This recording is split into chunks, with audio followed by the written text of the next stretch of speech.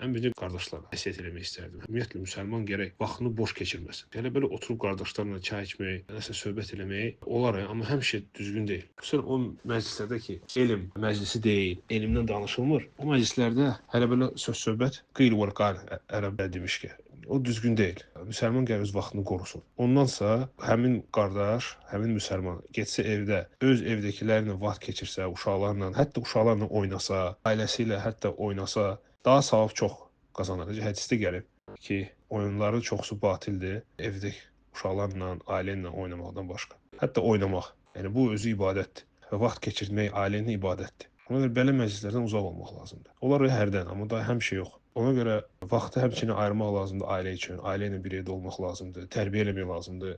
Evə gələndə də zövcəni tərbiyə eləmək lazımdır, nəsə öyrətmək lazımdır. Sən ondan sonra get elm məclislərdə oturub, qaydanda necə sahabələr edirdilər. Peyğəmbər sallallahu əleyhi və səlləm otururlar, qayıdırdılar, eşitdiyi hədisləri öz yoldaşlarından danışırdılar. Sən də belə ol.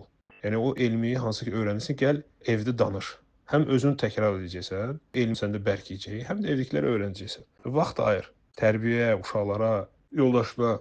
Ona görə bu çox mühümdür. Çox mühümdür və evə tez gəl, tez yatmağa get. Yəni düzgün həyat tərzi sürmək lazımdır. Həmçinin bacılara da məsləhətim odur ki, bu şeyə görə söz-söhbət gərək eləməsin. Yəni küsmək, incimək, aranı qarışdırmaq, dava salmaq belə şeylərə görə düzgün deyil. Belə qadın eləyəndə əksinə kişini qaçırdır. Siz təsəvvür edin ki, onsuz da kişi gəlmək istəmir evə, müəyyən bir səbəblərə görə. Düzdür, ola bilsin zəifdir, düzdür, ola bilsin cavandır, yenəsə. İndi gəlir evə, evdə də söz-söhbət, qan-qarıçılıq. Əksinə bu kişini daha da çox qaçırdacaq. Bunun həlli odur ki, əksinə qadın gərək daha yaxşı kişi ilə davransın, çalışsın, belə eləsin ki, kişi özü istəsin evə gəlməyə. Çox vaxt bacılar özləri təqsirkardırlar. Lazım olan diqqəti göstərmirlər, lazım olan şəkildə danışmırlar.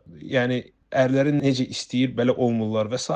söz-söhbət yaradırlar. Ona görə kişi çox vaxt ona görə evə gəlmək istəmir. Qadın gərək buna görə söz-söhbət eləməsin. Davransın onunla gözəl, küsməsin, söz-söhbət salmasın, gözəl şəkildə ona nəsihət eləsin və onu çalışsın, razı salsın. İnşallah belə həll olunacaq bu məsələ.